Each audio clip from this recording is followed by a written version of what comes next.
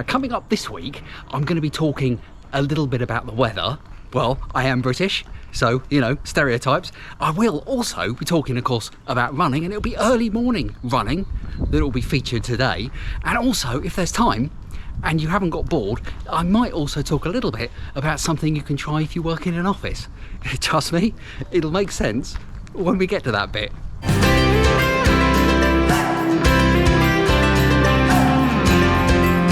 So, you know, when you look at the weather app on your phone, you think, oh, it only says 7% chance of rain. So what that actually means is you think to yourself, oh no, it's not going to rain today, is it? Now today has been a bit like that. It had like a single digit chance of rain.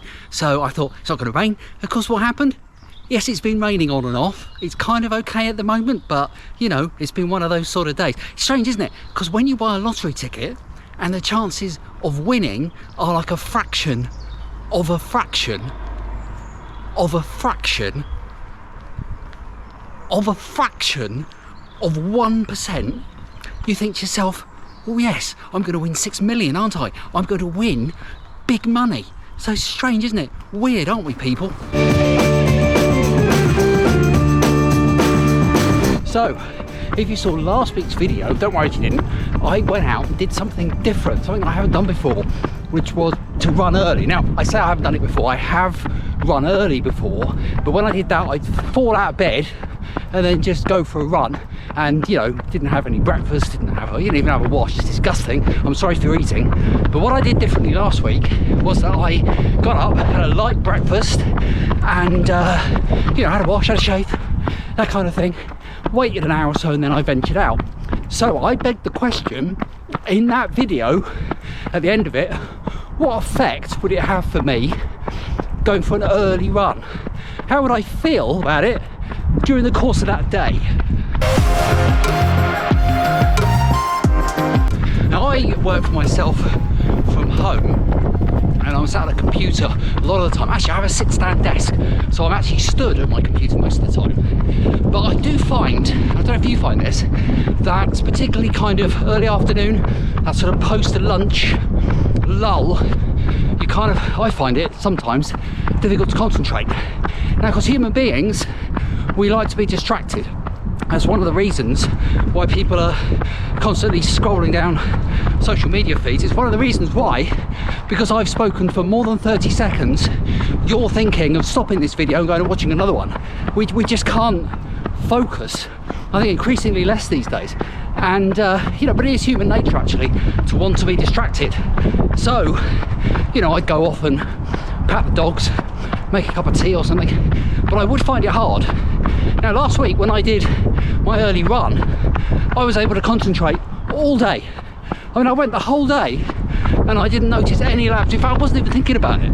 It wasn't until much later in the day when I'd finished, I thought, I felt fine today, absolutely fine. Now, of course, that could have happened anyway. This is not a scientific experiment. So, what it's told me though, is that I need to do some more early runs and find out whether I feel like that again. So that's very much on the cards.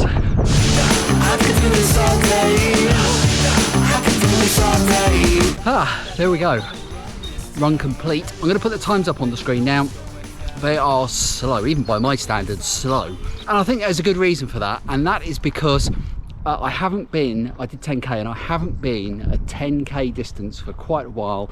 I've been going out, easy runs have been 5k, and I've been going out and mixing it up and doing other things, such as the videos you've seen recently, such as a bit of interval training and running up hills and that kind of thing.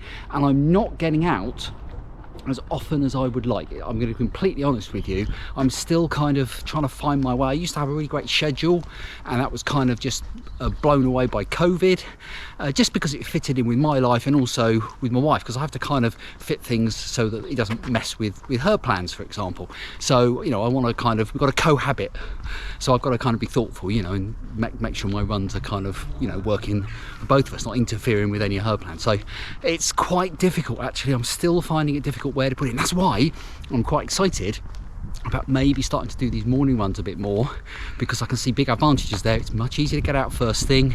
You know, it's quieter first thing in the morning. When you go out for a run, it's quieter work-wise.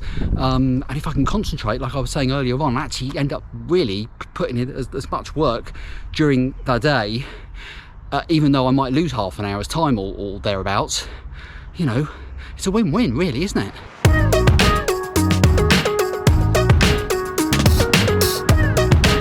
I'm coming up to the end of my 13th year, I think, of self-employment. Get that? And before that, I used to work in an office. It was quite a big office, lots of people, lots of floors.